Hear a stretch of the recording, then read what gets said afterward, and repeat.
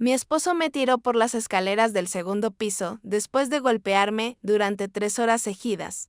Desperté en el hospital 2 días después con 6 costillas rotas y la cara tan hinchada que apenas podía abrir los ojos. Fue entonces cuando descubrí que se había fugado con mi vecina, la misma que me sonreía todas las mañanas. Hola, mis amores. Me llamo Dorothy Wilson, pero todos me llaman Abuela Dad. Tengo 73 años. Nací y crecí en Pikeville, Kentucky, en la región carbonífera, pero llevo 40 años viviendo en Louisville. Llegué a esta gran ciudad gracias a una historia que hoy contaré por primera vez en línea, una historia que guardo en lo más profundo de mi corazón. Como una espina que duele pero que no se puede sacar. Antes de empezar, quiero mencionar que el canal Cuentos de Abuelos está sorteando $200 para celebrar que hemos llegado a los 10,000 suscriptores. Me cuesta creer que haya tanta gente interesada en las historias de esta anciana. Para participar es muy sencillo. Suscríbete al canal, activa la campanita de notificaciones.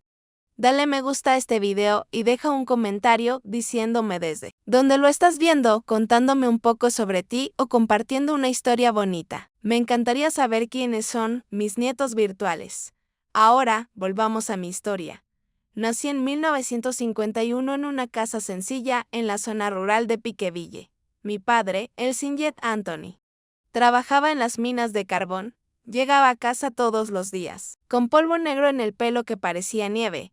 Pensé que era hermoso, pero ahora sé que el polvo lo mató lentamente, sus pulmones destrozados por ese polvo frío. Mi madre, la señora Elizabeth, lavaba ropa y hacía el mejor pan casero del pueblo. Que éramos pobres, pero nunca se me pasó por la cabeza que nos faltara algo en la vida. Nuestra casa era pequeña pero acogedora, 2 habitaciones, una para mis padres, otra para mí y mis 2 hermanas, una cocina con una estufa de leña encendida todo el día, un patio trasero con manzanos, melocotoneros y cerezos, y un huerto, que mi madre cuidaba como si fuera el jardín de un palacio. El olor de mi infancia era el de pan recién salido del horno y café recién hecho. El sonido era la pequeña radio de pilas que tocaba Elvis Presley y mi madre tarareando. Los colores eran su vestido floreado ondeando, mientras barría la casa y el cielo azul de Kentucky, que parecía más limpio que cualquier otro lugar del mundo. Mi madre siempre decía, Dorothy, cuando encuentres a un hombre, asegúrate de que te mire como tu padre me mira a mí. Y era cierto. Mi padre miraba a mi madre como si fuera lo más preciado del mundo. Incluso después de un día entero picando piedras bajo tierra, llegaba a casa y la abrazaba por detrás mientras cocinaba. La besaba en la frente y le preguntaba cómo le había ido el día. Un hombre que te respeta, respeta todo lo que eres, decía mi padre cuando me veía fantasear con las historias de amor de las revistas. Nunca me conformé con menos, hija mía. Crecí creyendo que el amor era así, sencillo, respetuoso, lleno de pequeños gestos. Pensaba que todos los hombres trataban a las mujeres como mi padre trataba a mi madre, la inocencia de una niña criada en una buena familia. La escuela estaba lejos. Caminé casi 1 hora para llegar. Pero no me importó. Me encantaba estudiar y soñaba con ser maestra. Tenía un don para las palabras y leía todo lo que caía en mis manos. Mi padre, incluso con poca educación, me animó. La educación es lo único que nadie te puede quitar, hija mía. Terminé la escuela de magisterio y me gradué en 1970 a los 19 años. El orgullo de la familia. Fui el primero en obtener un diploma. Mi padre lloró en la graduación, ocultándolo, pensando que nadie lo veía. Pero yo sí. Y esa lágrima silenciosa significó más que cualquier discurso. Empecé a dar clases en una pequeña escuela cerca de casa, con niños de 7 a 10 años, en una clase mixta. Me encantaba mi trabajo, la pureza de los pequeños, su alegría al aprender a leer una palabra nueva. Me sentía útil, importante, realizada. Fue por esa época que conocí a Gerald. Un día apareció en la escuela, matriculando a su sobrino. Era alto, moreno, bien cuidado, con un bigote fino que enmarcaba una amplia sonrisa. Llevaba una camisa azul claro, pantalones caqui y zapatos lustrados. No era rico, pero vestía con esmero. ¿Eres el profesor?, preguntó, mirándome de una forma que me hizo sonrojar al instante. Sí, soy Dorothy Wilson. Mucho gusto. El placer es mío. Gerald Temple. Su mano era grande, cálida y firme. Cuando estrechó la mía, sentí un escalofrío que nunca antes había sentido. Su sobrino se unió a mi clase y, casualmente o no, Gerald siempre venía a recogerlo después de la escuela. Siempre bien vestido, siempre sonriendo. Siempre con un cumplido listo. Maestra Dorothy, te ves hermosa cuando das clase. Te brillan los ojos. Disculpa mi atrevimiento, pero ese vestido es para ti. Admiro a las mujeres cultas.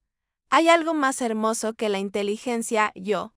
Una chica de campo criada con sólidos valores pero sin experiencia en citas, caí en la trampa como un pato. Cada cumplido era como agua para mi jardín de sueños románticos. Cada sonrisa me aceleraba el corazón como un caballo al galope. Un día, me invitó a tomar un helado después de la escuela. Estaba nerviosa. Nunca había salido sola con un hombre. Pero acepté. Se lo dije a mi madre, que estaba preocupada. Hija, ten cuidado. Los hombres demasiado guapos suelen saber que lo son. Pero mamá es respetuoso. Ni siquiera ha intentado tomarme la mano. Todavía no. Dijo con la sabiduría de quien ha vivido. Todavía no. Pero ¿quién escucha los consejos de una madre cuando el corazón le late fuerte? Tuve la cita y fue perfecta. Gerald era divertido, inteligente y tenía muchas historias. Trabajaba como vendedor en una mueblería en Pikeville. Soñaba con tener su propio negocio algún día. Quiero brindarle consuelo a mi futura esposa, dijo, mirándome de una manera que dejaba claro quién sería esa esposa. El cortejo empezó lentamente, siempre respetuoso, siempre dentro de los límites que yo establecía. Gerald venía a casa los domingos y almorzaba con mi familia. Conquistó a mi padre conversando sobre béisbol y política. Conquistó a mi madre ayudándonos a lavar los platos después. Algo que ningún hombre hacía en aquellos tiempos. Este joven parece bueno, comentó mi padre después de unos meses. Pero ve despacio, hija mía. Que muestre su lado bueno no significa que no tenga un lado malo oculto. Ay, cómo me hubiera gustado hacerle caso a mi padre. Durante los primeros 6 meses, Gerald era el príncipe azul de las novelas románticas. Me traía flores recogidas por el camino, me escribía notas románticas y me respetaba como si fuera de cristal. Nuestros besos eran cariñosos. Sus manos nunca traspasaban los límites. Quiero hacer todo bien contigo, Dorothy. Decía, te mereces un hombre que te valore. Y yo le creía. Claro que le creía. ¿Por qué no? Había crecido viendo a mi padre tratar a mi madre así, con cariño, respeto y dedicación. Pensaba que así era como todos los hombres trataban a la mujer que amaban. Después de un año de noviazgo, llegó la propuesta de matrimonio. No fue una sorpresa para nadie. Gerald ya había conquistado a toda la familia. Era un asiduo a los almuerzos dominicales y me acompañaba a la iglesia. Todos en Pikeville creían que formábamos la pareja perfecta. El compromiso fue sencillo, en casa de mis padres, una pequeña fiesta con pastel de naranja hecho por mi madre. Refrescos y bocadillos. Mi padre pronunció un emotivo discurso hablando de cómo había criado a una hija para el mundo y ahora confiaba su tesoro a otro hombre para que lo cuidara. Cuídala como yo lo hice, hijo mío, dijo con firmeza, sujetando el hombro de Gerald. Ella es todo lo que más aprecio. Puede contar con ello. Señor Anthony. Haré de ella la mujer más feliz del mundo, respondió Gerald. La boda se fijó para 6 meses después. Esos meses fueron una locura, preparar el ajuar, preparar la casa. Repartir las invitaciones. Gerald había alquilado una casita cerca de la escuela donde yo daba clases, pequeña pero cómoda, con un pequeño patio donde ya planeaba hacer un huerto como el de mi madre. La ansiedad aumentaba a medida que se acercaba a la boda. Mis tías y primas vinieron con consejos sobre la noche de bodas. Lo que me hizo sonrojar como un tomate. Mis amigas bromeaban diciendo que me convertiría en una mujer de verdad. Mi madre, más sensata, simplemente me abrazó y me dijo, hija, recuerda que tu cuerpo es tu templo. Incluso casada, tienes derecho a decir que no cuando no quieres. Un hombre que te ama, lo entenderá y lo respetará. Consejos que seguí. Pero que pronto descubriría que no aplicaban al hombre con el que me casaría. La boda fue en enero de 1972. Yo tenía 20 años y Gerald 27. La ceremonia fue en la primera iglesia bautista, donde me bautizaron. Llevé el vestido de novia que mi madre y mis tías habían cosido a mano, cuidando cada detalle para que este sueño se hiciera realidad cuando entré a la iglesia del brazo de mi padre. Vi a Gerald esperándome en el altar, esa amplia sonrisa, esos ojos brillantes, ese traje alquilado que le sentaba a la perfección. Recuerdo haber pensado, este es el hombre de mi vida. Con él, seré feliz para siempre. La luna de miel fue en Gatlinburg, Tennessee, en una posada sencilla, cerca de las montañas. Gerald había ahorrado durante meses para darme este regalo. En aquellos tiempos, pasar una semana en las montañas era un lujo para gente como nosotros.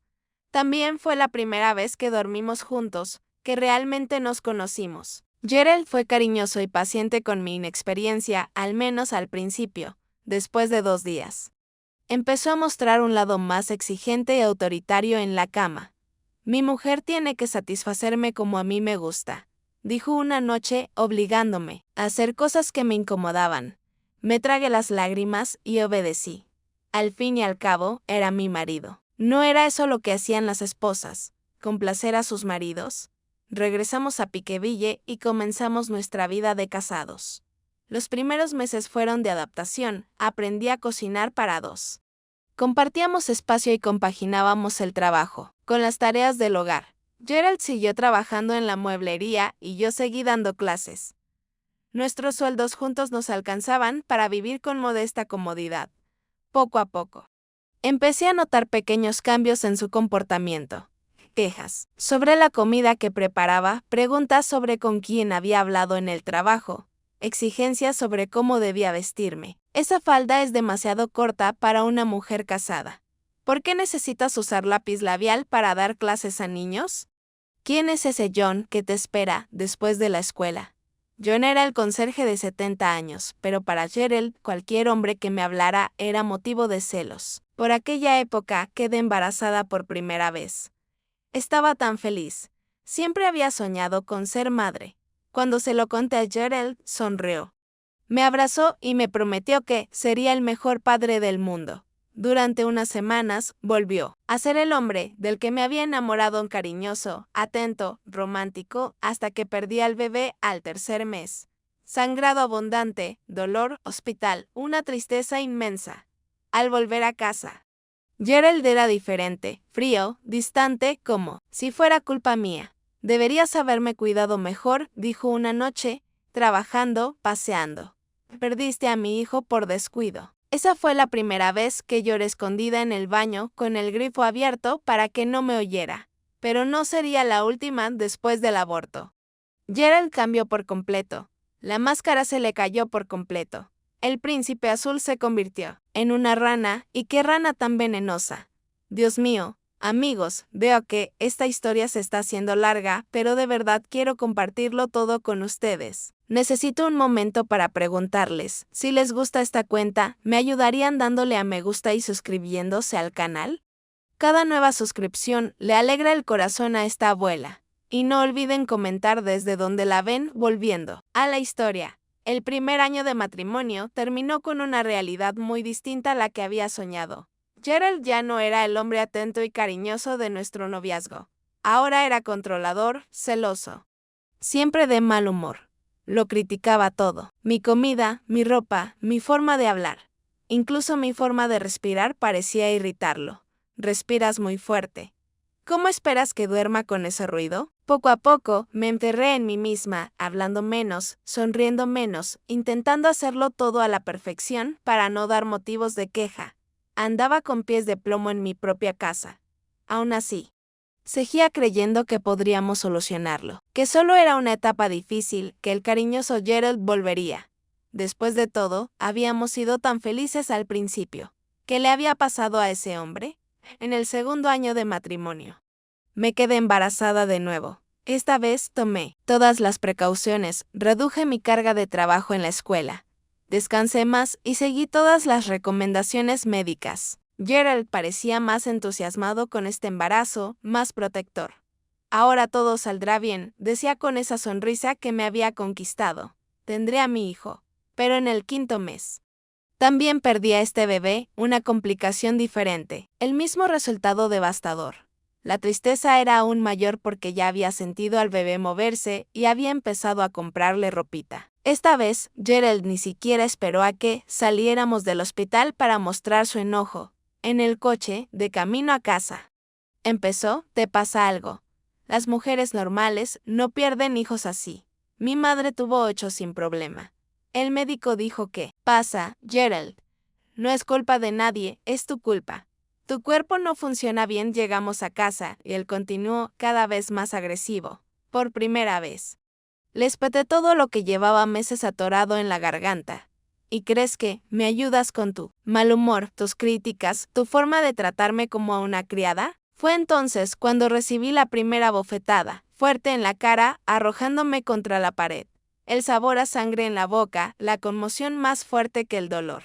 Nunca más me hables así. Dijo entre dientes. Soy tu marido. Me debes respeto. Esa noche, mientras él dormía, pensé en escaparme, volver a casa de mis padres, pero me daba vergüenza. ¿Qué pensarían?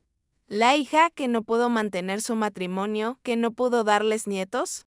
En aquella época, una mujer separada era vista de otra manera, era un fracaso, una mujer que no podía conservar a su marido. Y yo, criada para ser la esposa perfecta, no quería esa etiqueta. Así que me tragué las lágrimas y me quedé.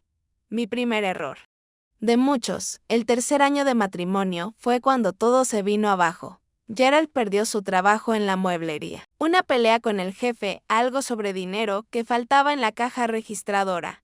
Juró inocencia. Pero sus ojos tenían ese brillo que yo había aprendido a reconocer cuando mentía. Estuvo desempleado durante meses. Yo sostenía la casa con mi sueldo de profesor que apenas alcanzaba para lo básico. Beber, que siempre había sido algo social, se volvió cotidiano. Primero una cerveza en el almuerzo, luego 2, y luego whisky directamente de la botella desde temprano borracho. Empeoró. Las críticas se convirtieron en insultos. Las bofetadas, en puñetazos. Empecé a tener que explicarles a mis compañeros de trabajo lo de los ojos morados y los labios cortados. Me caí por las escaleras. Me golpeé la cara con la puerta del armario. Las excusas de siempre, y la gente fingía creerlas porque era más cómodo que involucrarse. Mis padres, que vivían a pocas calles de distancia, empezaron a sospechar. Mi madre me lo preguntó directamente, pero lo negué. Mi padre miraba a Gerald con recelo en las raras ocasiones en que aún los visitábamos. Hija, si algo va mal, sabes que puedes volver a casa. Me dijo mi madre un día que me pilló llorando. En la cocina todo está bien, mamá. Es solo una etapa difícil. Ya pasará, pero no pasó. Solo empeoró. Fue por entonces cuando noté que mi vecina se acercaba, Marsha, una mujer recién divorciada, unos 5 años mayor que yo. Con un hermoso cabello rubio, siempre bien vestida, incluso para quedarse en casa. Trabajaba de cajera en el supermercado y vivía sola en la casa de al lado. Al principio, era un ángel. Me traía galletas caseras. Me preguntaba si necesitaba ayuda y me hablaba cuando me veía llorando en el jardín. Se convirtió en una amiga, una confidente. Te pega, cariño. Eso no es normal. Tienes que salir de ahí. No puedo, Marsha. No tengo a dónde ir. Sí, lo eres. El mundo es enorme. Eres joven, guapa, inteligente. Te mereces algo mejor. A Gerald no le gustaba nuestra amistad. Decía que Marsha era una mujer fácil, que me llevaría por mal camino. La defendí, diciendo que era mi única amiga. Lo que no sabía era que, mientras yo enseñaba, Gerald y Marsha se habían acercado de otra manera. Un día, encontré en casa una caja de cerillas de un bar al otro lado del pueblo. Me parecía extraño. Gerald solía beber en casa o en el bar de la esquina. Fui a ver un sitio nuevo, dijo cuando le pregunté. Ahora también vas a controlar dónde bebo. En otra ocasión. Percibí un perfume diferente en su camisa, dulce y fuerte. Me encontré con una mujer en el autobús, explicó, irritado. Deja de ser neurótico. Todas las señales estaban allí, pero no quería verlas, o tal vez no quería creerlo. Para colmo. Me engañaba. El nuevo trabajo llegó 4 meses después. Vendedor en una ferretería. Salario más bajo. Pero al menos era algo. Pensé que las cosas mejorarían. Durante unas semanas sí mejoraron. Gerald empezó a beber menos y a sonreír más. Empezó a arreglarse para ir al trabajo, a ducharse bien y a usar colonia. Pensé que era por el nuevo trabajo.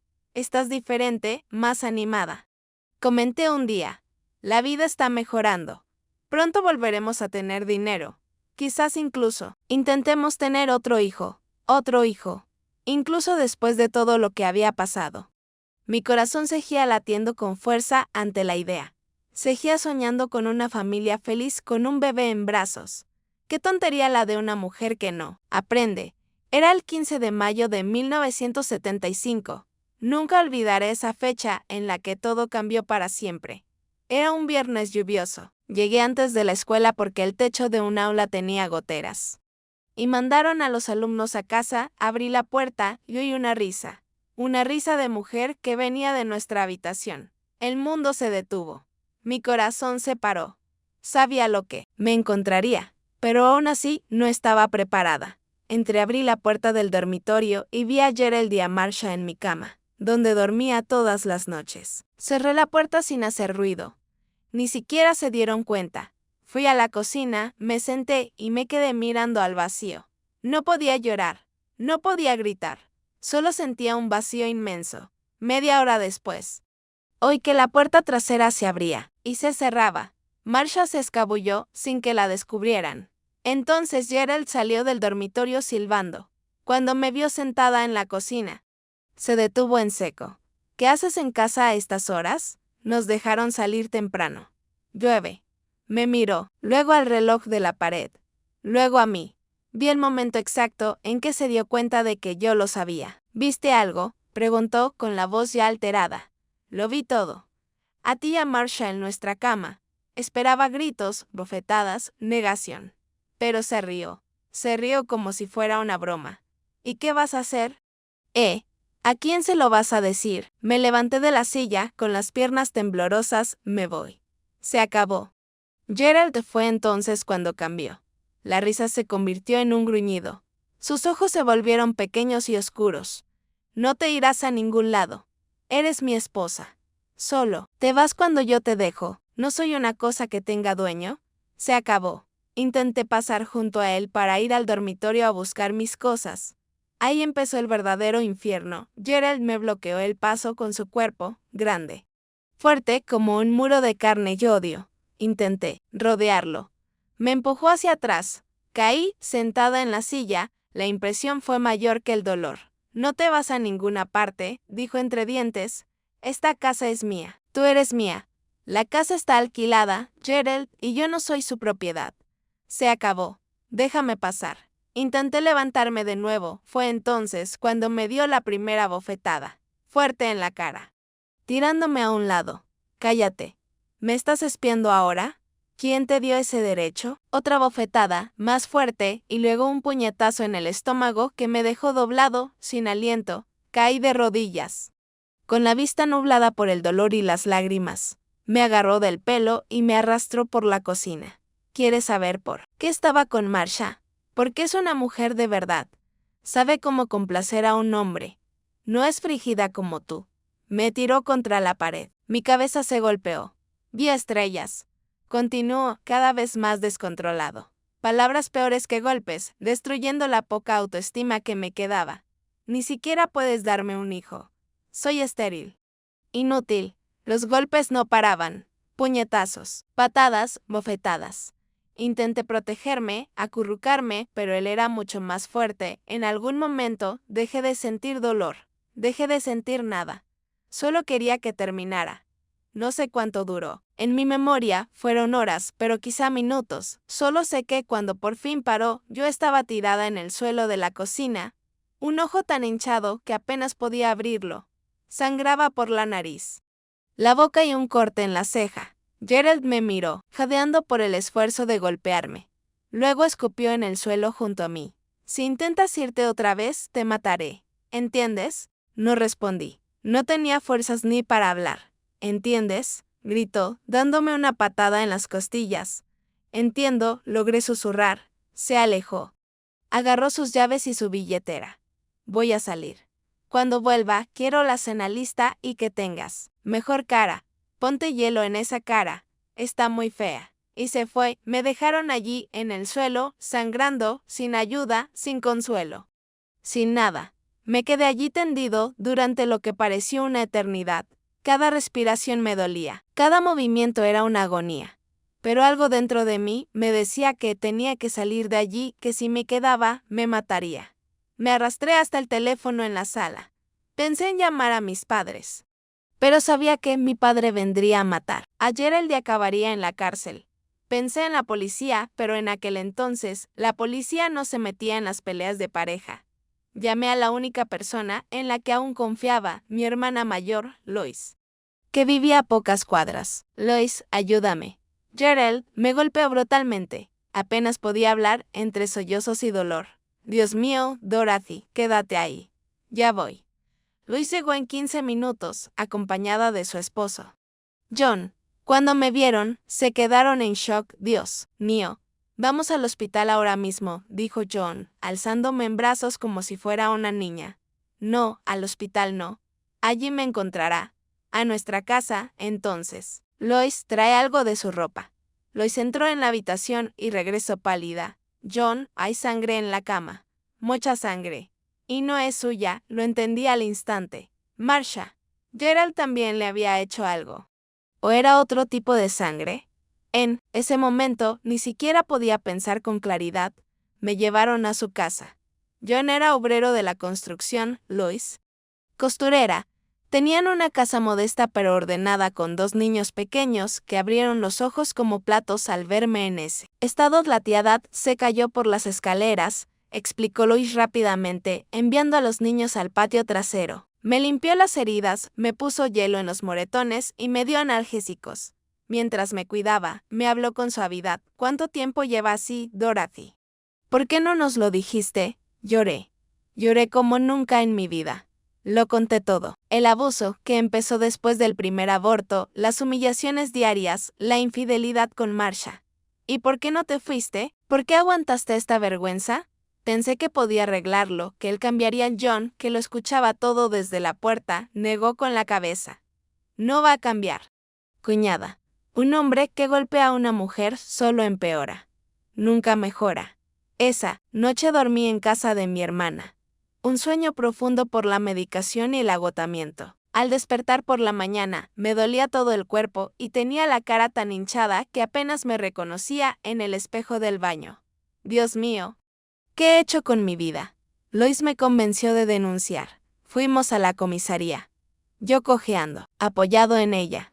Con gafas oscuras para disimular los moretones más visibles, el oficial que nos atendió parecía aburrido. Lo observaba todo con la cara de quien ha oído esa historia 1000 veces. Señora, ¿quiere denunciar a su marido? Sí. ¿Sabes qué? Necesitarás un examen médico, ¿verdad? ¿Y qué podrían arrestarlo? Lo sé. ¿De verdad quieres eso? ¿Vas a destruirle la vida a ese hombre? ¿No quieres pensarlo? ¿Destruirle la vida? ¿Y la mía? ¿A quién le importaba mi vida destruida? Pero me tragué la indignación. Estoy seguro de que quiero presentar la denuncia.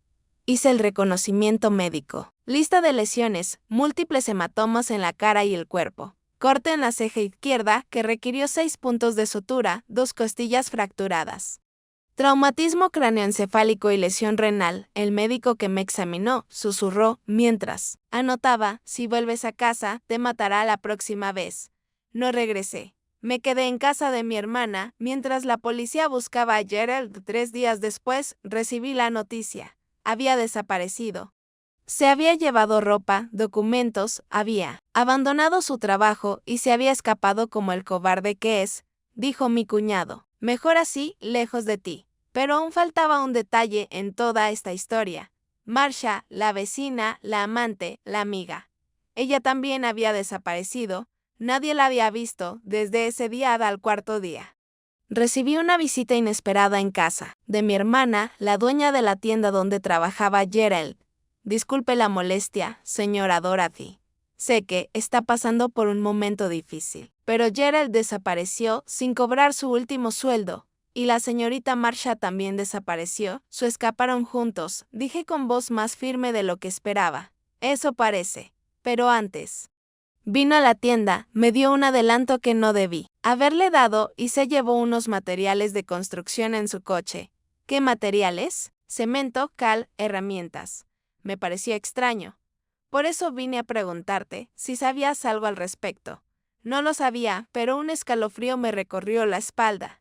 Cemento, herramientas y la sangre en la cama. Pasó otra semana. Mis moretones empezaron a mejorar.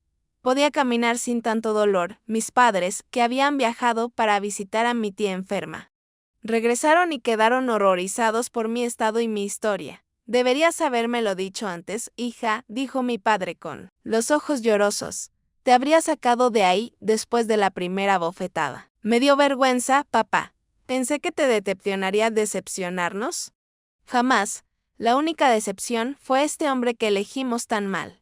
Empecé a rehacer mi vida. Pedí una baja médica en la escuela. El director, muy comprensivo, me aseguró que mi trabajo seguiría allí cuando regresara. Me fui a vivir con mis padres de nuevo a mi habitación de la infancia, que seguía intacta, esperándome. Me estaba reconstruyendo día a día. Cuando cayó la bomba, era una mañana de junio, casi un mes después de la fuga de Gerald. La policía apareció en casa de mis padres. Señora Dorothy, encontramos a su esposo. Súmelo el corazón. ¿Había regresado? ¿Venía a buscarme, a matarme? ¿Dónde? En la pequeña propiedad de la señorita Marcia Gómez, a las afueras del pueblo. Los dos estaban allí. El agente intercambió miradas con su colega. Incómodo. Tienes que venir con nosotros. Me llevaron a la propiedad. Un pequeño terreno que ni siquiera sabía que Marcia poseía. Allí una escena de película de terror. Policía por todas partes. Cintas que aislaban zonas. Gente cavando un hoyo en el suelo. ¿Qué pasó aquí? Su esposo y la señora Marcia tuvieron un desacuerdo. ¿Desacuerdo? ¿Qué palabra tan extraña para describir lo que vi a continuación? El cuerpo de Marcia yacía en una fosa común al fondo de la propiedad. Había sido brutalmente golpeada como yo, pero no tuvo la misma suerte. Murió a causa de sus heridas. Gerald intentó ocultar el cuerpo en una mezcla de cal y cemento mal hecha, materiales que consiguió en la tienda. ¿Y él? Pregunté conmocionado. Intentó escapar cuando llegamos. Reaccionó, estaba armado. Hubo un tiroteo. Entendí lo que no decían. Gerald también estaba muerto. Los días siguientes fueron un caos, daba declaraciones, escuchaba detalles que no quería saber, entendía lo sucedido. Según lo que descubrió la policía, Gerald y Marcia habían planeado huir juntos. Ese día me golpeó y fue a verla a la propiedad donde habían quedado. Se llevó los materiales de construcción porque quería renovar el lugar. Tenían planes de vivir allí. Pero hubo una pelea, violenta. Los vecinos de la propiedad oyeron gritos, pero no intervinieron. Zona rural, cada uno en sus asuntos. Cuando cesaron los gritos, vieron a Gerald cavando un hoyo en plena noche. Solo lo denunciaron porque días después percibieron un olor fuerte y extraño proveniente de la propiedad. Debería haber sentido rabia hacia Marcia. Traicionó mi confianza, se acostó con mi esposo, planeó huir con él, pero solo podía sentir lástima por ella. Al final, se encontró con el mismo Gerald que yo, el monstruo tras la máscara. Y pagó con su vida. Los periódicos locales hicieron un festín con la historia. Un crimen pasional termina en tragedia. Mi nombre aparecía en todas partes. Mi foto de boda junto a la del cuerpo, siendo retirado de la propiedad. Me convertí en la viuda del asesino. Ya no podía caminar por la calle sin sentir las miradas, los susurros. Los padres sacaron a sus hijos de mi clase. No querían que la esposa del asesino les diera clases. Una semana después, el director me llamó. Dorothy, sabes que me caes muy bien. Pero los padres me presionan. La escuela no puede. Perdí el trabajo que amaba, la profesión que había elegido, todo por culpa de un hombre que nunca merecí tener en mi vida. Pasé meses sumida en una profunda depresión. No salí de mi habitación. Apenas comí. Mis padres, preocupados, llamaron a médicos, pastores, incluso a curanderos. Nada ayudó. Me ahogaba en la culpa. ¿Y si me hubiera dado cuenta antes de cómo estaba Gerald? ¿Y si hubiera denunciado el primer abuso? Marcia estaría viva hoy. No fue tu culpa, hija. Repetía mi madre todos los días. Fue culpa suya, solo suya. Pero yo no podía creerlo. Fue mi padre quien finalmente me devolvió la vida. Un domingo de septiembre entró en mi habitación con 2 billetes de autobús en la mano. ¿Para dónde son? Pregunté con la voz ronca de tanto llorar. Louisville, una gran ciudad de Kentucky. Un lugar precioso con el río Ohio, lejos de aquí. ¿Y por qué 2 entradas? Una para mí, otra para ti. Vamos a empezar de cero, hija. Allí. Nadie nos conoce. Nadie conoce nuestra historia. Podemos ser nuevos otra vez. ¿Y mamá? Su quedará con tu hermana por ahora. Cuando nos instalemos, se unirá a nosotros. Y así, con 2 pequeñas maletas y mucho coraje, salí de Pikeville el 10 de octubre de 1975. 24 años, viudo, marcado por la violencia, pero todavía vivo, todavía respirando.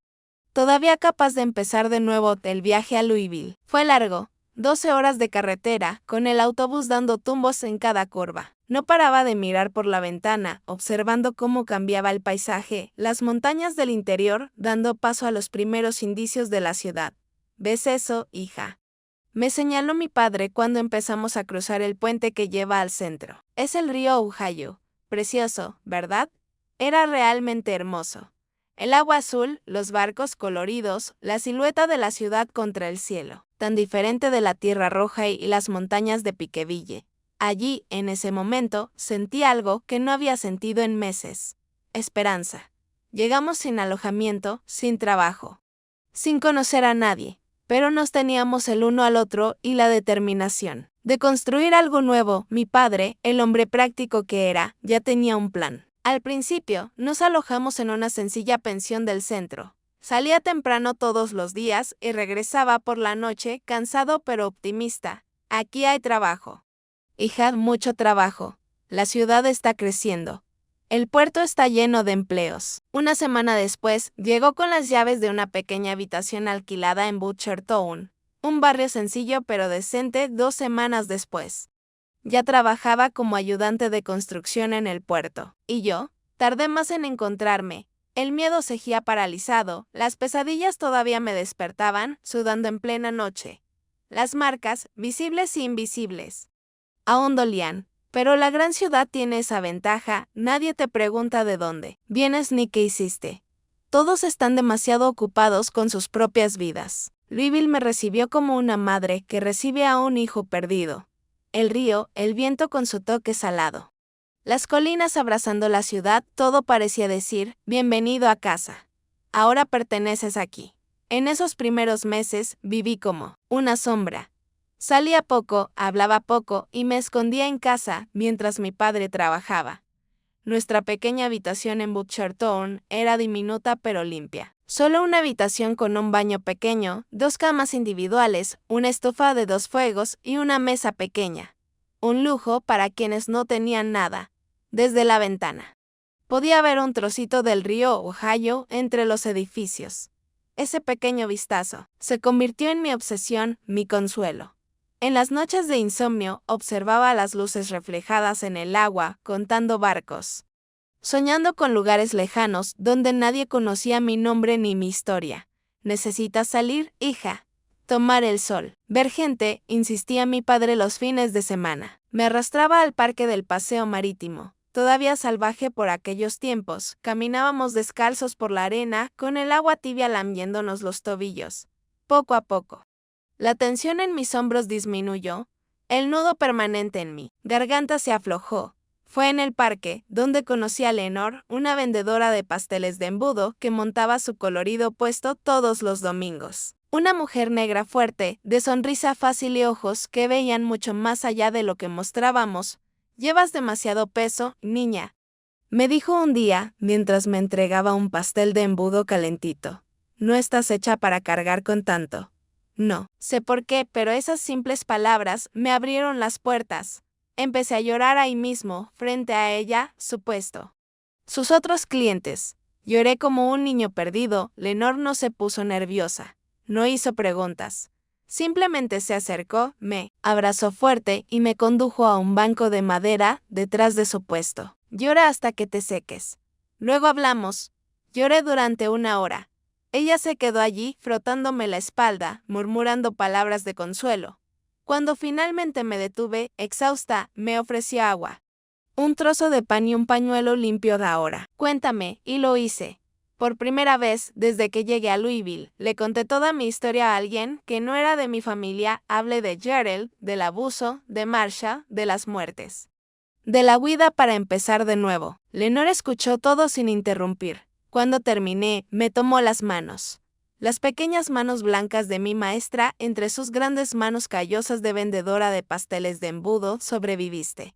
Niña, ¿sabes lo que eso significa? Que eres más fuerte que todo lo que te pasó, superviviente. Nunca me había visto así. Siempre me había visto como una víctima, como un fracaso. Como una mujer incapaz de conservar a su marido, ni de ver las señales de peligro. Ven a trabajar conmigo, continuó Lenore, no en el parque. Tengo un pequeño restaurante en el barrio de Haymarket. Necesito ayuda y tú necesitas una razón para salir de casa. Al principio, mi padre desconfiaba. Una mujer extraña. Un hombre desconocido.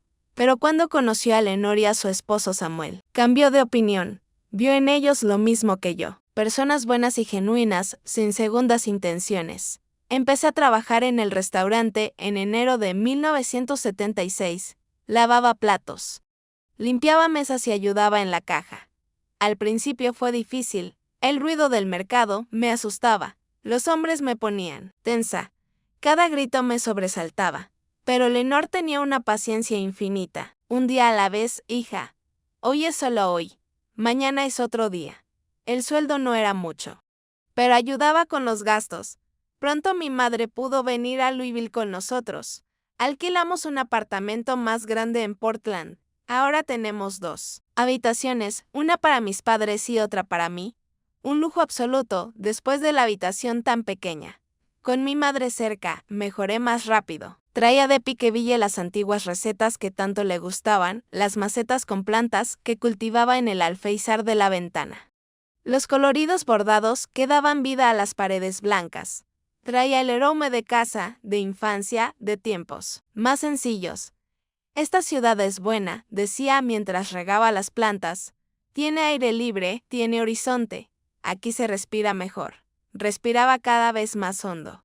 Con cada vez menos miedo. Las pesadillas se hicieron menos frecuentes. Empecé a dormir noches enteras y a despertar descansado. Empecé a sonreír de nuevo, primero tímidamente, luego con más frecuencia, en el mercado. Conocí gente de todo tipo, estibadores con historias del río profundo, señoras que vendían hierbas y oraciones, niños que corrían entre los puestos, robando fruta cuando nadie los veía, personas sin hogar que dormían en los rincones. Para quienes Lenore siempre guardaba un café y un pan al final del día. Todos tenemos una historia. Hija, todos llevamos dolor. Algunos lo muestran, otros lo ocultan, pero todos llevamos una herida profunda. La sencilla sabiduría de Lenore me sanó más que cualquier terapia, que de todas formas no podía permitirme, me enseñó a ver más allá de mi propio dolor, a ver el sufrimiento ajeno. A comprender que no estaba sola en la lucha. Fue en el mercado donde también redescubrí algo que había perdido, el placer de enseñar.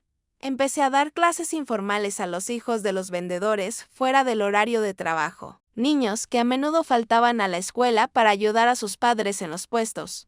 Usaba cajas volcadas como pupitres y escribía con carboncillos sobre cartones. No tenía libros ni cuadernos decentes. Pero tenía ganas, y los niños tenían ganas, de aprender.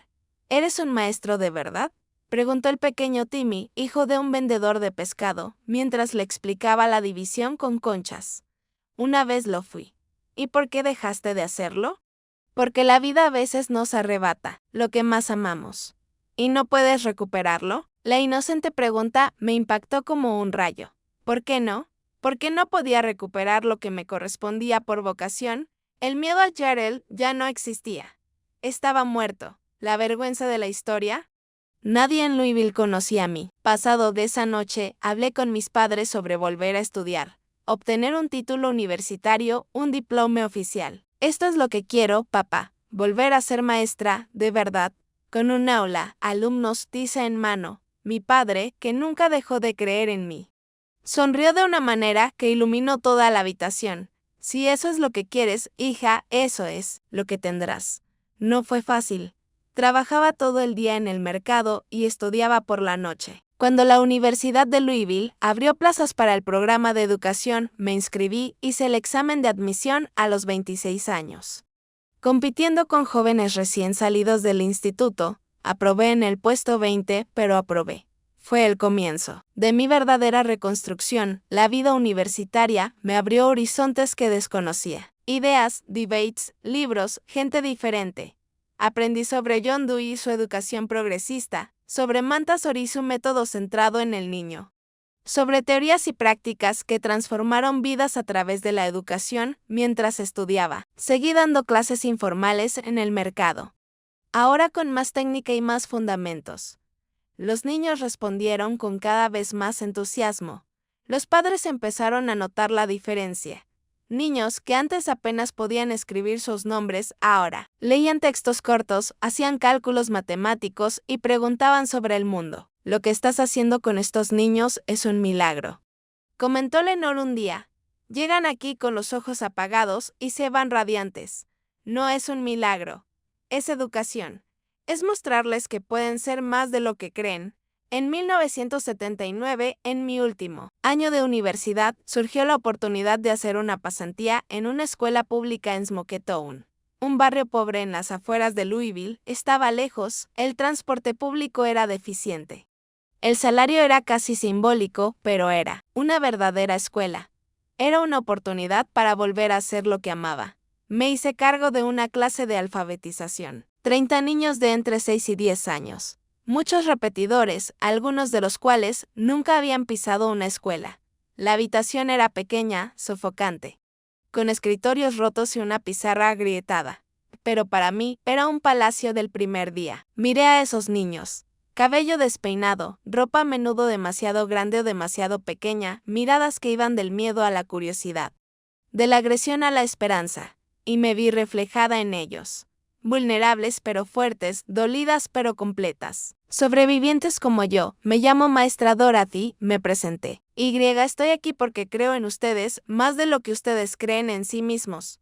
Fue allí, en aquella aula sofocante de escuela pública, donde finalmente comprendí. Todo lo que había vivido tenía un propósito. Cada dolor, cada humillación, cada momento de desesperación me trajo a ese lugar, me convirtió en la maestra que esos niños necesitaban. Alguien que comprendía lo que era luchar contra lo imposible. Alguien que sabía lo que era empezar de cero. Al final del año, logré enseñarles a leer y escribir a 28 de los 30 niños. Los otros 2 tenían dificultades de aprendizaje que requerían seguimiento especializado, algo por lo que luché. El director, impresionado con los resultados, me ofreció un contrato indefinido en cuanto me gradué. Tienes un don, Dorothy. Estos niños te necesitan. En diciembre de 1979, a los 28 años, me gradué en educación. Mis padres estaban presentes en la graduación, tan orgullosos como si hubiera ganado un premio Nobel. Lenore y Samuel también, trayendo una enorme cesta de pasteles que alimentó a toda la fiesta. Mis compañeros, la mayoría 10 años menores que yo, me eligieron como orador de la clase. Nunca es tarde para empezar de nuevo. Dije en mi discurso, nunca es tarde para ser quien deberías haber sido antes de que la vida te interrumpiera. La vida por fin estaba tomando rumbo. Tenía una profesión, un propósito, familia y amigos que me querían. El pasado aún dolía al tocarlo, pero ya no sangraba. Fue entonces cuando el pasado llamó a mi puerta. Era una tarde de marzo de 1980. Estaba en el aula enseñando a mis pequeños a leer cuando el director apareció en la puerta. Dorothy, alguien quiere hablar contigo. Es urgente. En el pasillo me esperaba una mujer, de unos 50 años, con el pelo canoso y el rostro marcado por la vida. No la reconocí al instante. Dorothy. Soy Nancy, la hermana de Gerald. El mundo se detuvo. El nombre que no había oído en casi 5 años, en el que ni siquiera pensaba. Gerald, el hombre que casi me mata. El hombre que mató a otro y murió huyendo de la policía. ¿Qué quieres? Logré preguntar con voz temblorosa. ¿Tenemos que hablar? Se trata de mi sobrino. Sobrino. Gerald no tenía hijos. No contigo. Con Marcia. La revelación fue como un bombazo. Marcia estaba embarazada cuando murió. Había un niño. Un hijo de Gerald que andaba por el mundo. Ella ya había tenido al bebé. Antes de lo que pasó, continuó Nancy.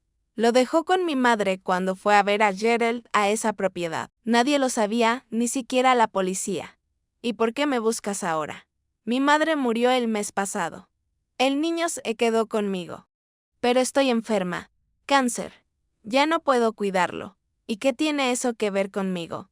Eras la esposa de Gerald. Legalmente, eres la pariente más cercana, después de mí.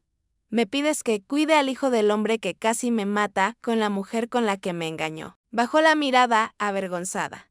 Sé que es mucho pedir, pero el niño no tiene la culpa. Tiene 4 años. Es un niño inocente. ¿Dónde está ahora?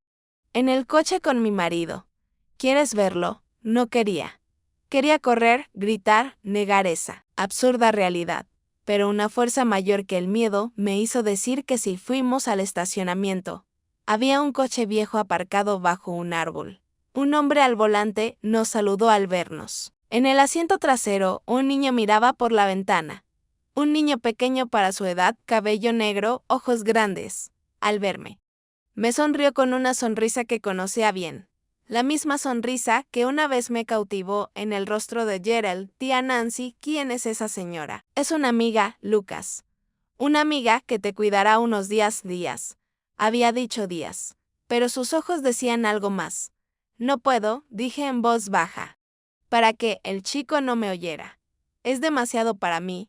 No tiene a nadie más. Irá a un orfanato. ¿Por qué no buscaste a la familia de Marcia? Sí, nadie quería saber nada de él. Su padre dijo que su nieto murió junto con su hija. Volví a mirar al chico. Ya no veía a Gerald en él. Ni a Marcia. Solo veía a un niño asustado, confundido, a punto de perder la poca estabilidad que conocía.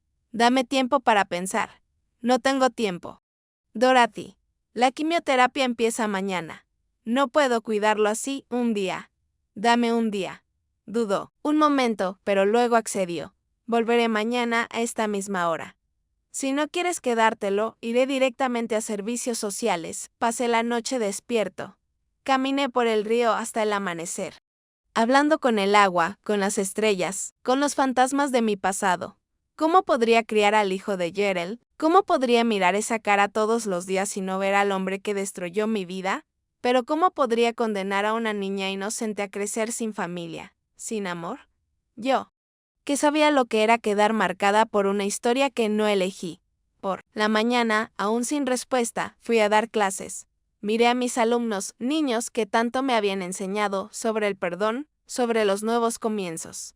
Sobre ver más allá de las cicatrices, pensé en el pequeño Lucas que no pidió nacer, de esos padres que no pidió ser abandonado. Durante el descanso, llamé a mis padres. Necesito decirte algo. Es complicado. Le expliqué todo. Esperé la reacción negativa, la sorpresa, la negativa. Tráelo a casa. Dijo mi madre simplemente. ¿Qué? Al niño, tráelo a casa. Si va a ser tu hijo, también será nuestro nieto. Mamá es el hijo de Gerald. Así que el niño no tiene la culpa de quién es su padre, ni de quién es su madre. Esa tarde, cuando Nancy regresó, ya tenía mi respuesta. Me lo quedo, lloró. Sacó una carpeta con documentos de su bolso, certificado de nacimiento, cartilla de vacunación, algunas fotos, gracias. Sé que no merecía esto de ti. Lucas se acercó a mí. Curioso pero cauteloso. Me agaché para estar a su altura. Hola, Lucas. ¿Te acuerdas de mí? Soy Dorothy. ¿Voy a vivir contigo? Sí. Hay un parque cerca de mi casa. ¿Te gustan los parques? Sus ojitos brillaron. Sí, quiero. Mi abuela nunca me llevó. En ese momento. Al mirar a ese niño que llevaba la sangre del hombre que casi me mata, tomé la decisión más importante de mi vida. El pasado no definiría mi futuro ni el suyo. Llevé a Lucas a casa esa misma tarde. Mis padres lo recibieron con los brazos abiertos. Sin vacilar, sin juzgarlo, mi madre ya había preparado la habitación. Había ordenado los juguetes viejos que guardaba. No sé de dónde ni por qué. Ven. Hijo. ¿Quieres un trozo de pastel? Hice chocolate, como les gusta a los niños. Lucas, al principio tímido, pronto se relajó con el cariño de mis padres. Por primera vez, lo vi sonreír sin reservas. la sonrisa de un niño que se siente seguro acostado en la cama esa noche. Escuchando la respiración tranquila del niño que ahora dormía en la habitación de al lado, comprendí que la vida me había dado la oportunidad no solo de sanarme a mí mismo, sino de interrumpir un ciclo, de evitar que el odio, la violencia, el dolor que Cheryl llevaba consigo pasaran a otra generación. Sería madre de una forma que jamás imaginé, en circunstancias que nadie podría predecir, pero lo sería y haría algo diferente a todo lo que había vivido. El mañana, por primera vez en muchos años, parecía más brillante que ayer. Criar a Lucas lo cambió todo. Los primeros meses fueron de adaptación. Él preguntaba por la tía Nancy, lloraba por las noches, encontraba extraña la nueva casa, la nueva familia, yo aprendiendo a ser madre, de repente, a los 29 años. De un niño de 4 años que llevaba en la sangre una historia que tanto quería olvidar. ¿Por qué no viene la tía Nancy a buscarme?, preguntaba casi todos los días. Está enferma, querida. Necesita quedarse en el hospital para recuperarse. ¿Y cuando mejore? Me voy. La pregunta me rompió el corazón. La inseguridad en su mirada, el miedo a un nuevo abandono. No, Lucas. Este es tu hogar ahora. Para siempre. Explicarle la situación a un niño de esa edad era un reto diario. ¿Cómo decirle que su padre biológico había asesinado a su madre biológica? ¿Cómo explicarle que su tía probablemente no sobreviviría al cáncer? ¿Cómo hacerle entender que ahora yo era su madre, no de sangre, sino por elección? Le adapté la verdad en pequeñas dosis, apropiadas para su edad. Tu padre y tu madre tuvieron que ir al cielo, pero antes me pidieron que te cuidara. No era una mentira del todo. En algún momento creía que Marsha, si pudiera elegir, preferiría ver a su hijo con alguien que lo quisiera. Aunque fuera yo, inscribí a Lucas en la escuela. Le compré ropa, juguetes, libros infantiles y adapté mi horario de trabajo para estar con él. Mis padres me ayudaban cuando daba clases. Mi padre, ya jubilado, y mi madre, siempre en casa, lo logramos. Unos meses después, recibí la noticia: Nancy había fallecido. El cáncer avanzó más rápido de lo que predijeron los médicos. Le dije a Lucas con cariño: tu tía Nancy también está en el cielo, con tus padres. Lloró, por supuesto, pero menos de lo que temía. Ya se estaba encariñando con la nueva familia, y ya me llamaba tía Dad con cariño. En julio de ese año, 1980, tomé otra decisión importante: adoptar legalmente a Lucas.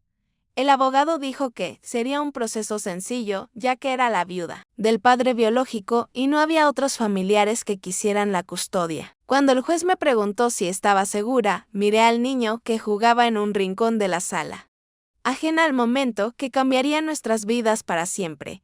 Estoy más segura de esto que de cualquier otra cosa que haya hecho, dije.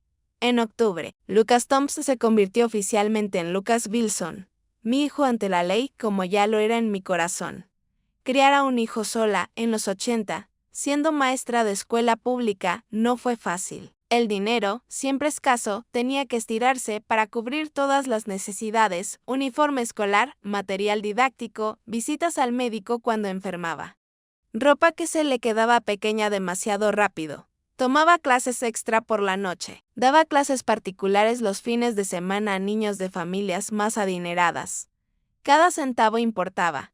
Cada sacrificio valió la pena cuando vi a Lucas crecer sano, feliz y seguro. En 1982, recibí una propuesta para ser coordinador pedagógico en la misma escuela donde enseñaba: mejor sueldo, menos horas en el aula, más responsabilidad. Acepté de inmediato. Mamá, ¿ahora eres jefe?, preguntó Lucas cuando se lo conté, con los ojos abiertos de admiración. No exactamente, hijo. Solo voy a ayudar a otros profesores a ser mejores para los alumnos, como haces conmigo cuando me das clase. Parecido, pero sigue siendo mi alumno favorito. Su sonrisa iluminó mi mundo. ¿Cómo podía un niño nacido de tanto dolor traer tanta luz? Ese mismo año compramos nuestra primera casa, pequeña, en un barrio sencillo, pero nuestra. 2 habitaciones, una para mí y otra para Lucas. Un jardín donde planté las mismas flores que mi madre cultivaba en Piqueville. Mis padres siguieron viviendo en el apartamento de Portland, pero venían a visitarnos cada fin de semana. Por primera vez desde que me fui de Piqueville, me sentí realmente establecida, con raíces. Con futuro, Lucas creció demasiado rápido. A los 8 años, ya era un niño inteligente y curioso con un talento especial para el dibujo. Llenaba cuadernos de bocetos, paisajes, personas, animales imaginarios. ¿De dónde viene este don? Le pregunté a mi madre mientras observaba atentamente a Lucas dibujar. ¿Su madre, quizá? ¿Sabía si Marsha dibujaba? No lo sabía. Sabía tan poco de la mujer cuyo lugar, irónicamente, había ocupado en la vida de Lucas o de Gerald. Prefería no ver nada de él en el niño, aunque a veces un gesto o una expresión me pillaba desprevenida, trayendo recuerdos que prefería enterrar. En 1985, a los 34 años, conocí a Anthony, un profesor de matemáticas transferido de Tennessee. Empezó a trabajar en la misma escuela que yo. Era un hombre amable y tranquilo, con una paciencia infinita para explicar fracciones y decimales a niños frustrados. Es usted la coordinadora, Dorothy. Un placer. Anthony Parke. Un apretón de manos firme pero no intimidante. Una mirada directa pero respetuosa. Una sonrisa discreta sin pretensiones de encanto. Empecé a fijarme en él durante los descansos, cómo trataba a los alumnos con dificultades sin prisas, sin juzgar, cómo escuchaba las dudas de los profesores más jóvenes sin dar explicaciones con eris de superioridad, cómo le llevaba café a la secretaria cuando estaba sobrecargada. Pequeños gestos que decían más que grandes declaraciones. Un día, Lucas sufrió un ataque de apendicitis. Necesitaba una cirugía de emergencia. Estaba desesperada y llamé a la escuela para avisar que no iría. Anthony apareció en el hospital horas después. Vine a ver si necesitas algo. Puedo conseguirte ropa, comida, lo que necesites. Su amabilidad me conmovió. No estaba acostumbrada a recibir ayuda de hombres que no fueran mi padre. No es necesario. Pero gracias. Mis padres ya vienen de camino. Lo entiendo. Pero me quedaré aquí contigo hasta que lleguen. Nadie debería esperar solo en un hospital. Se quedó. Hablamos de todo y de nada. De libros, películas, lugares que nos gustaría visitar, de educación, de sueños para nuestros estudiantes, de café. Él prefería el recién hecho. Yo prefería el instantáneo por practicidad. Cuando llegaron mis padres, pensé que se iría, pero se quedó, invitó a todos a comer, hizo bromas para relajar la tensión. Esperó a que Lucas saliera de la cirugía y supimos que todo estaba bien. Gracias por lo de hoy, le dije cuando por fin se iba. Hice lo que cualquier amigo haría. ¿Somos amigos? Me gustaría que lo fuéramos. La amistad se convirtió en cenas quincenales. Las cenas en salidas dominicales. Las salidas en besos tímidos cuando Lucas dormía. Tenía miedo. Mucho miedo. Los recuerdos de Gerald aún me atormentaban, la violencia, la traición, el dolor. ¿Cómo podía confiar en otro hombre? ¿Cómo iba a saber que Anthony no cambiaría más tarde como Gerald había cambiado? Mereces ser feliz, hija. Decía mi madre. No dejes que un fantasma te robe el futuro. Anthony fue paciente. No me presionó, no exigió. Respetó mi ritmo, mis miedos, mis reservas. En 1987, tras 2 años de relación, me pidió matrimonio. No fue nada espectacular. Simplemente me lo pidió durante una cena en casa, con Lucas participando en la conversación. Dorothy, Lucas, quiero preguntarles algo importante. ¿Podemos ser una familia de verdad? Respondió Lucas, que entonces tenía 11 años. Antes que yo. Serás mi papá, si quieres, y sí, tu madre acepta. El chico me miró, ansioso por la respuesta. En ese momento, me di cuenta de que no estaba decidiendo solo por mí. Lucas necesitaba un padre de verdad. No solo el recuerdo idealizado que había construido para protegerlo de la horrible. ¿Verdad? Sí, respondí con lágrimas en los ojos. Seamos una familia.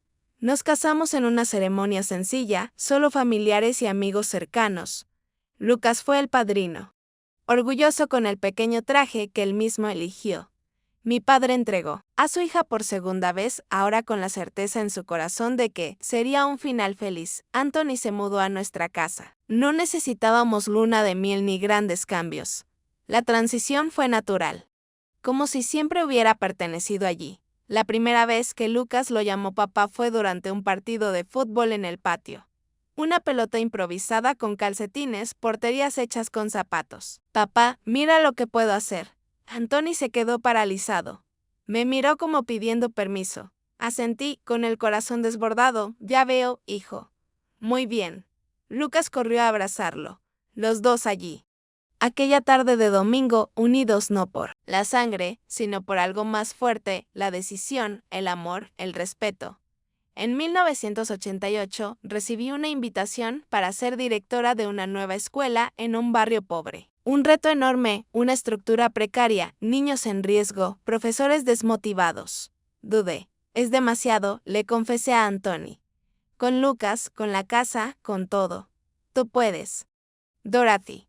Si alguien puede transformar esa escuela, eres tú. Y si fracaso, no lo harás. Pero si sucede. Aquí estaremos. Tu refugio, acepté. La escuela primaria New Hope se convirtió en mi segundo hogar. Llegaba temprano y me iba tarde. Conocí a cada estudiante por su nombre, a cada familia, cada reto. En un año, redujimos la deserción escolar en un 60%. En 2, mejoramos las tasas de alfabetización. En 3, tuvimos un huerto comunitario, una biblioteca improvisada con libros donados y clases de música los fines de semana. ¿Cómo lo lograron? Preguntó el secretario de Educación durante una visita. No lo hice solo.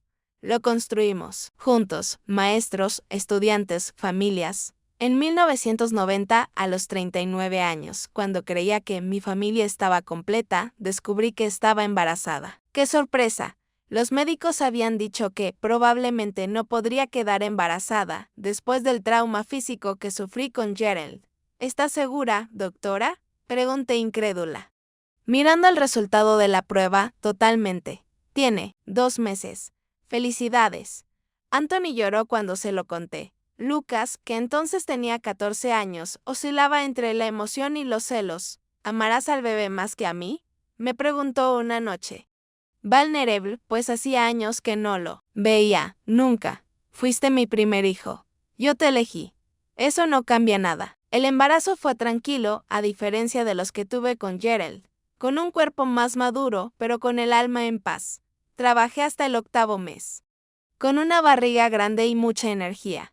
Amy nació en junio de 1991, una soleada y templada mañana de primavera. Un parto normal, rápido, casi sin dolor. Es tan pequeña, dijo Lucas, abrazando a su hermana con infinito cariño. Necesito protegerla, y lo hizo. Un hermano mayor celoso. Vigilante, cariñoso, cambiaba pañales, daba biberones, contaba cuentos y dibujaba personajes para arrullar a su hermana. La vida finalmente parecía perfecta, familia completa, carrera estable, casa propia, los fantasmas del pasado cada vez más lejanos, recuerdos que ya no dolían tanto, hasta que en 1992, Lucas, que entonces tenía 16 años, me hizo la pregunta, ¿qué más temía, mamá? Necesito saber la verdad sobre mi padre biológico. Estábamos solos en casa. Anthony había llevado a Amy a vacunar. Lucas me esperaba en la cocina cuando llegué del trabajo con una expresión seria y decidida. ¿Por qué ahora? Hijo, necesito el certificado de nacimiento original para un documento escolar. Vi su nombre, Gerald Thompson. Investigué en la biblioteca. Encontré noticias viejas. Me quedé paralizada. Las noticias, el asesinato, la fuga, el tiroteo con la policía, mi nombre en los titulares como la viuda del asesino. Todo de lo que había intentado protegerlo. Hijo, ¿es cierto? ¿Mató a mi madre biológica? ¿Te golpeó? Me senté, con las piernas temblorosas. El momento, que había pospuesto durante 12 años, por fin había llegado. Es cierto, Lucas, pero es más complicado de lo que dicen las noticias. Y le conté todo, la historia completa, sin ablandarme. Sin esconderme, se merecía la verdad, por dolorosa que fuera. Le conté del noviazgo, el matrimonio, las primeras agresiones, los abortos, la bebida, el desempleo, Marsha, la traición, la fuga. El día que Gerald casi me mata. Le conté de la propiedad, de cómo la policía encontró los cuerpos, de cómo Nancy apareció años después con él, siendo aún un bebé, de cómo tomé la decisión más importante de mi vida, ser su madre. A pesar de todo, Lucas escuchó en silencio, con lágrimas silenciosas corriendo por su rostro que ya mostraban rastros del hombre en el que pronto se convertiría. Así que soy hijo de un monstruo. Dijo finalmente con la voz entrecortada. No, Lucas, eres mi hijo, de quien te crió, te amó, te educó. Pero su sangre corre por mis venas. ¿Y si soy como él? ¿Y si un día yo, nunca serás como él? ¿Sabes por qué? Porque creciste con amor, con respeto, con valores. Gerald no los tenía. ¿Cómo puedes estar seguro? Porque te he estado observando durante 12 años. Veo cómo tratas a tu hermana, cómo respetas a las niñas del colegio, cómo ayudas a las más débiles. Tu carácter ya está formado, hijo, y es hermoso. Lloró en mis brazos, lloró como cuando era pequeño y tenía pesadillas. Pero esta vez la pesadilla era real. Era su origen. Era su sangre. Gracias por quererme, mamá. Incluso después de todo lo que hizo, fue la mejor decisión que tomé en mi vida. Me salvaste tanto como yo te salvé a ti. Era cierto. Lucas, me dio un propósito cuando más lo necesitaba. Me enseñó a confiar de nuevo, a amar sin miedo. Me hizo creer en las segundas oportunidades cuando creía que mi vida estaba acabada. Esa noche, cuando Anthony regresó con Amy, le conté lo sucedido. Él lo entendió, como siempre. Hablaré con él de hombre a hombre. Los dos se quedaron horas en el patio, charlando bajo las estrellas. No sé qué dijo Anthony, pero cuando regresaron, Lucas estaba más ligero, más sereno. Papá dice que quiere adoptarme oficialmente. Comentó Lucas más tarde, para que yo también pueda llevar su nombre. ¿Puedo? Claro que sí, si es lo que ambos quieren. Sí. Quiero ser un parque como tú. En 1993, Lucas Wilson se convirtió oficialmente en Lucas Wilson Parque. Un nombre que transmitía todas sus historias, la madre que lo eligió en Wilson, el padre que lo aceptó en Parque. La vida continuó. Lucas se graduó de la preparatoria con excelentes calificaciones. Ganó una beca para la escuela de arquitectura, y su talento para el dibujo encontró un propósito profesional. Amy creció inteligente, comunicativa y curiosa por todo. En 1996, a los 45 años, recibí el Premio Educador del Año de Kentucky, un reconocimiento al trabajo que transformamos juntos, yo, los maestros, la comunidad. Este premio no es solo mío, dije en el discurso, es de cada niño que creyó que podía ser más, de cada familia que confió en la educación como un camino, de cada maestro que no se rindió a pesar de las dificultades. Lucas y Amy estaban, entre el público, orgullosos. Anthony lo filmó todo con una cámara nueva, un regalo de aniversario de bodas. De regreso a casa, Lucas, que entonces tenía 20 años, dijo algo que guardaré para siempre. Cuando sea grande, quiero ser como tú, mamá, alguien que transforme vidas. Ya te transformaste. Hijo, transformaste la mía. La chica que huyó. De Piqueville con el corazón roto y el cuerpo marcado lo había logrado, no solo sobreviviendo, sino viviendo plenamente, no solo existiendo, sino marcando la diferencia. A mis 73 años, al mirar atrás, veo que cada parte de mi historia, incluso las más dolorosas, me trajo hasta este momento, compartiendo con ustedes lo que aprendí, que la vida puede quebrarnos. Pero somos nosotros quienes elegimos cómo recomponer las piezas, que el pasado moldea, pero no determina. Que el perdón, especialmente a nosotros mismos, es el camino más difícil y necesario. Y que la familia no se construye con sangre, sino con decisiones diarias, con amor que perdura. Incluso cuando sería más fácil rendirse, hoy miro mis manos, arrugadas, manchadas por el tiempo, con venas azules que se marcan como ríos en un mapa antiguo, y pienso en todo lo que ya han hecho. Sostener tiza en aulas abarrotadas. Limpiar lágrimas de niños asustados, estrechar la mano de padres agradecidos, acunar a mis hijos, acariciar a mi esposo, cultivar flores en el jardín de la casa que construimos juntos. Estas mismas manos que una vez temblaron de miedo ahora se mueven con la seguridad de alguien que sabe exactamente quiénes son y por qué están aquí. La década del 2000 llegó con Lucas, un arquitecto graduado que trabajaba en una prestigiosa firma de Louisville. Amy estaba terminando la preparatoria y soñaba con estudiar medicina. Quiero sanar a la gente, mamá, como tú sanas con palabras, pero también con medicina. Yo, a los 49 años. Seguía como director de la escuela que se había convertido en un referente en la red municipal. Anthony, coordinador de área del Departamento de Educación, siempre apoyó mis iniciativas más audaces. Vamos a crear una biblioteca comunitaria que abra los fines de semana, propuse en una reunión. ¿Con qué dinero?, preguntó el supervisor de la red. Donaciones, esfuerzo conjunto, la ayuda de los padres con la mano de obra, la de los estudiantes con las campañas, la de las editoriales con los libros. El dinero no es el único recurso que tenemos. Y así fue. En 6 meses, transformamos una sala abandonada en un vibrante espacio de lectura. Los adolescentes que antes deambulaban por las calles ahora hablaban de Mark Twain, Maya Angelou y Toni Morrison. En 2002, Lucas se casó con Jennifer, una compañera de la universidad, una chica dulce y talentosa con la misma pasión por el dibujo y la arquitectura. Una boda sencilla en la playa, con los pies en la arena y el corazón abierto. Mamá, me dijo el día anterior mientras nos ajustábamos el traje prestado, quiero que sepas que todo lo que sé sobre el amor viene de ti, de lo que me enseñaste. Yo, hijo, pero pasé años con tanto miedo, no es el miedo lo que importa. Es hacer lo correcto a pesar de él. Ese año también, Amy fue aceptada en la Facultad de Medicina, quedando en 6º lugar. Orgullo de la familia. Lloré al recibir la noticia, imaginando a la niña que creció en un barrio humilde ahora convertida en doctora. Lo logré, mamá. Voy a ser doctora. Siempre supe que lo serías, hija. Nunca lo dudé. En 2005, a los 54 años, me enfrenté a mi primer gran problema de salud.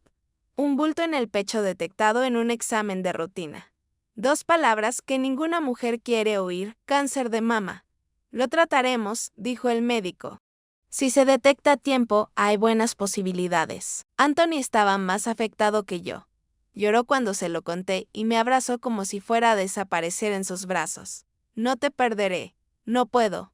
Y tú tampoco. Querida, me enfrenté a algo peor que un pequeño bulto rebelde. Me operaron. Me hicieron radioterapia, perdí el cabello, me quedó una cicatriz, pero nunca perdí la certeza de que viviría. Tenía mucho más que hacer, tantos niños que ayudar. Tantos momentos con mi familia que disfrutar. Lucas y Jennifer venían todos los días después del trabajo. Amy, ya en la universidad, leía artículos médicos, cuestionaba tratamientos, revisaba medicamentos. Mis padres, ya mayores pero lúcidos, se turnaban para preparar sopas que podía tragar en los peores días. 6 meses después, la mejor noticia: remisión completa. Continúa con los chequeos. Pero puedes retomar tu vida normal, como si tras enfrentar la muerte una vez más, pudiera haber normalidad. Pero había una normalidad más preciosa, más vívida, más consciente. Regresé a la escuela con energía renovada. Empecé un proyecto de huerto de hierbas medicinales con los alumnos. Identifiqué cada planta, les expliqué sus propiedades curativas. Y recuperé la antigua sabiduría de la sanación a través de la naturaleza. La maestra Dorothy ahora ¿también es doctora?, bromearon los alumnos. No, querida. Acabo de aprender que más vale prevenir que curar, que cuidar el cuerpo es tan importante como alimentar la mente. En 2007, Lucas y Jennifer me dieron a mi primer nieto. Peter nació una mañana de marzo, con las mejillas sonrosadas, llorando a gritos, perfecto. ¿Quieres abrazarlo, abuela?, preguntó Lucas con los ojos brillantes. Tomé ese pequeño bulto en mis brazos, sintiendo su peso tan ligero pero tan significativo, la continuidad de la tercera generación, la vida que continúa a pesar de todos los obstáculos. Hola, Peter, susurré, soy tu abuela, Dad. Tengo tantas historias que contarte cuando crezcas. Amy se graduó de medicina en 2008, especializándose en pediatría. Quiero cuidar niños, mamá. Como siempre lo hiciste, pero a mi manera. En 2010, a los 59 años, tomé la difícil decisión de jubilarme. Casi 20 años como directora, transformando no solo la estructura física, sino también las mentalidades. Era hora de pasar la posta. Pero, señora Dorothy, la escuela es usted, argumentó el nuevo secretario de Educación, intentando convencerme de que me quedara. No puede ser. Una escuela pertenece a la comunidad, a los alumnos, a los padres, a los profesores. Si depende de una sola persona, no es una institución, Es un proyecto personal. Pasé meses preparando a mi sucesora, una profesora joven, dedicada y llena de ideas propias. Creé manuales, documenté procesos y compartí lecciones aprendidas en la práctica que ninguna universidad enseña. ¿Cómo sé si estoy lista? Me preguntó en mi último día. Nunca estamos completamente listos, pero siempre somos capaces de aprender y mejorar. Con eso basta. La jubilación abrió un nuevo capítulo, tiempo para viajar con Antoni, para ver lugares que solo habíamos visto en fotos, tiempo para visitar a Lucas y su familia, ahora con un segundo nieto en camino, tiempo para seguir la carrera de Amy, que estaba comenzando la residencia en un hospital de niños, tiempo, finalmente, para tratar de reconciliarse con el pasado. En 2012, a los 61 años, hice el viaje que había pospuesto durante décadas, regresé a Piqueville. ¿Seguro que quieres ir? Preguntó Antoni, preocupado. No tienes por qué. Y sí, quiero. Necesito cerrar el círculo. Piqueville había cambiado, crecido, modernizado. Perdido gran parte del aire pueblerino que recordaba. Pero algunas cosas permanecían, el río Big Sandy aún atravesaba el pueblo. Las montañas aún abrazaban el horizonte. El calor aún derretía el asfalto en julio. Visité la casa donde crecí, ahora un negocio, una tienda de ropa. Visité la escuela, donde di mis primeras clases, que aún funciona, nuevos profesores. Nuevos alumnos, los mismos desafíos. Visité lugares que evitaban mis recuerdos, la casa donde viví con Gerald, el mercado donde compré comestibles, la iglesia donde me casé por primera vez. ¿Busca a alguien, señora?, preguntó un joven dependiente de la farmacia que antes era la tienda del St. John. Buscando fantasmas. Respondí sonriendo, pero creo que se han ido. Y así fue. Al mirar esas calles, esos edificios, ya no sentía el peso abrumador del pasado. Ya no veía a Gerald en cada esquina. Ya no oía sus gritos en cada eco. Solo veía un pueblo, ni bueno ni malo, solo un lugar donde ocurrió parte de mi historia. Al tercer día, visité el cementerio, no para ver la tumba de Gerald. Nunca supe dónde estaba enterrado. Ni quise saberlo. Fui a ver a mis suegros, que murieron mientras yo aún estaba casada. Gente sencilla que no pudo controlar al hijo que criaron, pero que siempre me trató con cariño.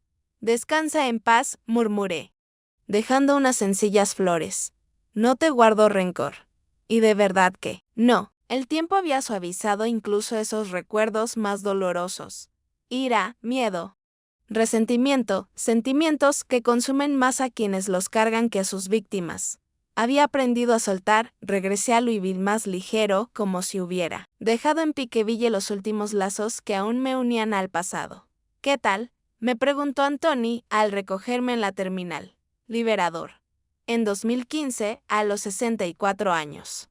Perdí a mi madre, un derrame cerebral repentino, una muerte rápida. Estaba cuidando las plantas del porche cuando simplemente se desplomó. Cuando llegó la ambulancia, ya se había ido. Un dolor diferente a todos los anteriores, no el dolor traumático de la violencia, ni el dolor del abandono o la traición, sino un dolor natural, parte del ciclo de la vida, una hija que entierra a su madre, una orden esperada, pero nunca realmente aceptada. Parecía estar tan bien. Se lamentó mi padre en el funeral, como si hubiera envejecido décadas en un solo día. Estaba bien, papá, feliz. Rodeada de amor. ¿Qué mejor manera de irse? Mi padre la siguió 8 meses después. Murió de añoranza, dijeron los vecinos. Quizá, o quizá simplemente ya no sabía vivir sin su compañera de casi 60 años. Almas gemelas que ni la muerte pudo separar por mucho tiempo. Heredamos su apartamento. No tuvimos el coraje de venderlo. Lo transformamos en un espacio comunitario donde ofrecí clases gratuitas de alfabetización para adultos. Una forma de honrar a mi madre, que tanto valoraba la educación, y a mi padre, quien decía que la educación es lo único que nadie te puede arrebatar. En 2018, Amy se casó con un colega médico, Richard, anestesiólogo, un hombre tranquilo que le dio paz a mi hija, siempre tan intenso, tan apasionado en todo lo que hacía. Él me tranquiliza. Mamá, es como un refugio en medio de la tormenta. ¿Qué soy?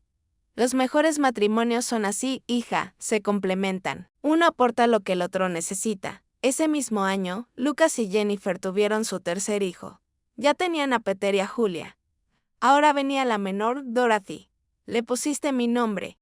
Hijo, ¿estás seguro? Por supuesto. Queremos que sepa de dónde viene, que lleve el nombre de la mujer más fuerte que conocemos. En 2020, el mundo se paró con la pandemia.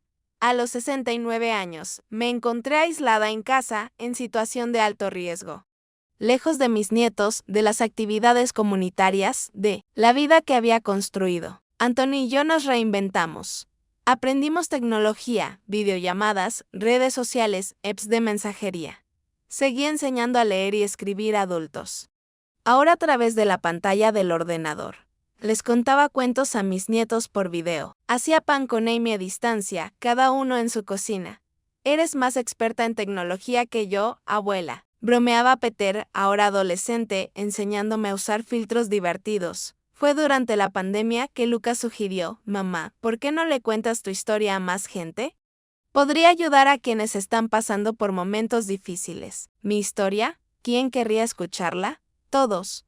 Es una historia de superación, de amor, de nuevos comienzos. La gente la necesita ahora más que nunca, aún reticente. Grabé mi primer video en mi celular, totalmente amateur, con mala iluminación y peor encuadre. Hablé de cómo enfrentaba el aislamiento y cómo mantuve la esperanza en tiempos difíciles. Lucas lo editó y lo publicó en un canal improvisado de YouTube, Cuentos de Abuelos, para mi sorpresa. El video se volvió viral, cientos, luego, miles de visualizaciones, comentarios emotivos. Señora Dorothy, me recuerda a mi abuela, a quien perdí. Gracias por compartir su sabiduría, este video me dio esperanza cuando casi me daba por vencida. Gracias. Más, por favor. Queremos más historias de la abuela, y así comenzó mi carrera como influencer digital. Como bromea Amy, videos semanales con historias de superación, algunas mías. Otras que presencié a lo largo de mi vida, recetas antiguas, consejos de jardinería, reflexiones sobre la educación, el envejecimiento y la familia. Nunca había hablado públicamente de Gerald, del abuso ni de la huida desesperada. Era un capítulo que guardaba para conversaciones privadas, para momentos de orientación, a mujeres que pasaban por situaciones similares hasta hoy. A los 73 años, decidí que era hora de compartir la historia completa sin cortes, sin suavizar, no para provocar lástima ni para presumir de superación, sino para demostrar que hay una salida incluso cuando parece que el mundo se ha derrumbado, que hay vida y vida en abundancia después del trauma. Lucas me ayudó a preparar el guión. Amy lo revisó, asegurándose de que la información médica fuera correcta. Anthony me tomó de la mano mientras grababa las partes más difíciles, haciendo pausas cuando la emoción se volvía demasiado intensa. Esta es mi historia, cruda, real, dolorosa en partes, pero también llena de belleza, de amor, de esperanza. La historia de una chica de campo que enfrentó un infierno personal y emergió no solo como una sobreviviente, sino triunfante. No por mérito propio, nadie gana solo, sino gracias al apoyo de tanta gente buena que Dios puso en mi camino. Personas como mis padres, quienes me enseñaron valores inquebrantables. Como la señora Wilson, quien me acogió cuando vi. Como Lenore, quien vio más allá de mis cicatrices. Como Anthony, quien me mostró que un hombre de verdad construye, no destruye. Como Lucas, un hijo que el destino me dio por el camino más inesperado, quien me enseñó a amar incondicionalmente. Como Amy, un regalo que pensé que nunca recibiría, prueba viviente de que siempre hay una oportunidad para nuevos comienzos, y ahora, personas como ustedes que están viendo este video. Queridos, si han llegado hasta aquí, les agradezco especialmente. Esta historia no fue fácil de contar, ni debió ser fácil de escuchar. Pero creo en el poder de las historias compartidas, en la sanación que será al transformar el dolor en propósito. Así que les pido, si esta historia les conmovió, si les hizo reflexionar, que le den me gusta y se suscriban al canal. Cada suscripción es un abrazo virtual que recibo con cariño. Cada comentario es una conversación que continúa más allá de este video, si estás pasando por un momento difícil. Ya sea violencia doméstica, una pérdida, una enfermedad o soledad, recuerda que hay vida más allá del dolor, que el mañana puede ser diferente, que eres más fuerte de lo que imaginas. Si conoces a alguien en esta situación, acércate. A veces, Lo único que una persona necesita es alguien que crea en ella cuando ya no puede creer en sí misma. Y recuerda siempre, tu historia no termina en tus peores días. La última página aún no se ha escrito. Mientras haya vida, existe la posibilidad de nuevos capítulos, giros inesperados. Finales felices con los que ni siquiera te atreves a soñar. De una niña asustada de Piqueville a una abuela de Yoto, en Louisville, ¿quién podría haber predicho este camino? Nadie, ni siquiera yo. Pero aquí estoy, y aquí estás tú. Gracias por escuchar, por ser parte de mi historia, por permitirme ser parte de la suya. Con cariño, de una abuela que conoció las profundidades, pero descubrió que incluso allí crecen las flores. Dorothy Wilson Parke, 73 años, maestra jubilada, madre, abuela, sobreviviente y, sobre todo, testigo de que el amor siempre triunfa. Un beso al corazón de cada uno de ustedes y nos vemos en la próxima.